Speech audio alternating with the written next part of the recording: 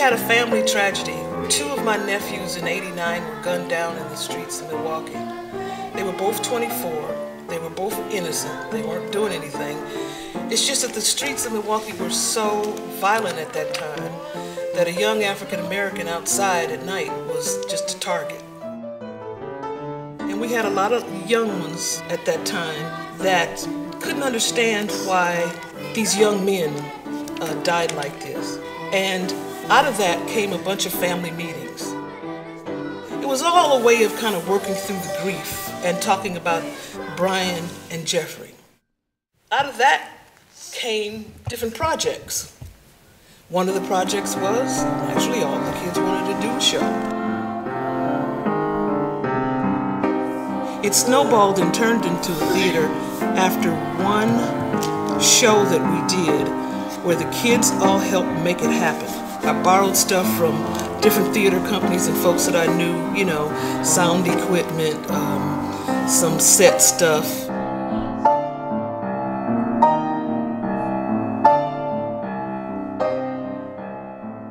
One of the older kids came storming in there that next Sunday and said, the name of our group is going to be African American Children's Theater, because I was doing a paper and I couldn't find anything positive about African Americans. And in 1989, all you heard about was the drugs and crime and the gangs.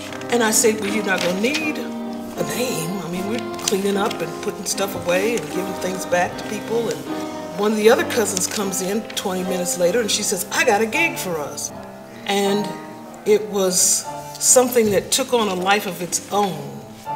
I never woke up one day and said, I want to work with a bunch of kids.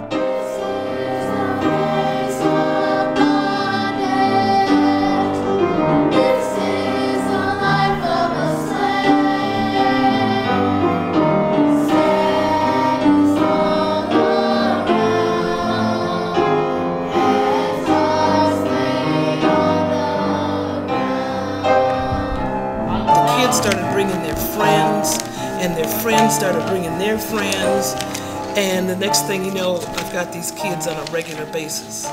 So it snowballed into a theater. We wound up using the Milwaukee Enterprise Center for a number of years, till somebody complained that there were just too many kids in the building on Sunday, and so we got kind of kicked out of there. And we've got kicked out of a lot of places since then. At first it hurt me. Now it's like, okay, we'll move. I learned very fast that people will step to the podium and talk about helping our future and helping our children, and we have to do this and we have to do that. And that's all podium talk. But to come here was actually even better, because then you can rely on the support of other folks in the arts and learn a lot from them. I think being a part of a building where it's just for children and just for music and dance and theater is even better.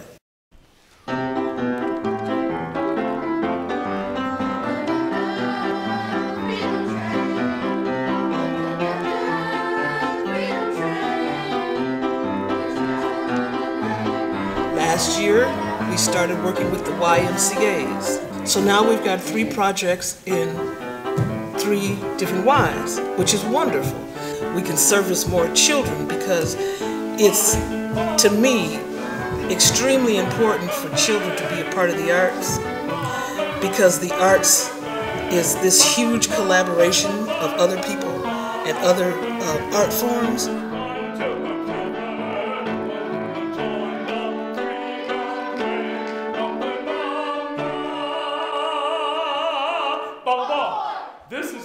This is really what they call in a Broadway show, a showstopper. The whole idea of this program, too, is making the kids connect to what this is about. Some of them haven't even heard about Harriet Tubman, which surprised me a little bit. So not only on the sense that they're performing and learning that side of it, they're also learning a little bit more history that I think is important, and getting them to understand the importance of the story they're telling. It's been something that Dr. Cheatham and I have been very, very adamant about.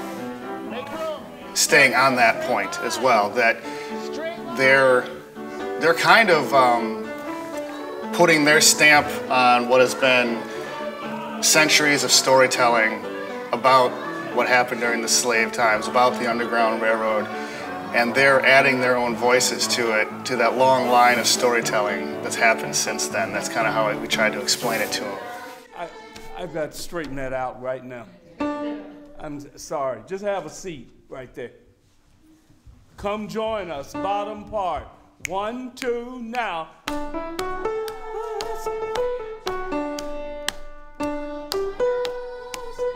Somebody's growling at me. The North Shore Bible.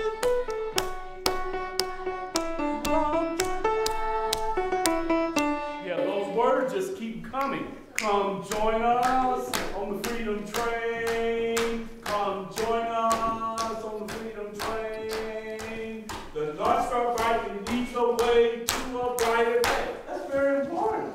The North Star brightly leads the way to a brighter day. That comes right out of the dialogue you just spoke. And then I also realized that some kids need something that's different than just the regular old, schoolwork. And then it kind of dawned on me I was that kind of kid. That's why I was always in the arts in some kind of way. If they had had a children's theater when I was a kid, I'd have been a better student. I'd have been a nicer student. If you were lucky enough to hear about other venues, cool. But there wasn't anything that really wanted to express the African American culture and deal with the African American children that were sometimes difficult students like I was myself. When we take kids and Jason's, oh, that's kid. And then next thing you know, we fill him up with so much art, they're sometimes the nicest ones in the room because they found some place to be. And I guess I found some place to be. We're getting them ready so they can know how to go out and present themselves, know how to speak to people, shake their hand, feel good enough to ask somebody for a job. And we were kind of lacking that in this community.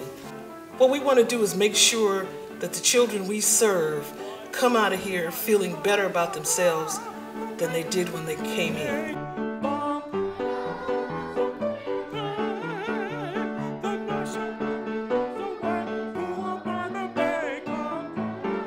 Because then they'll go to church and they'll do their little piece or they'll do some music or whatever, and that just builds them up, and that's what we're all about, building them up.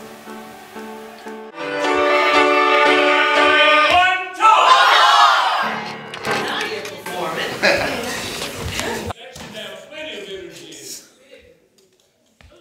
Come join.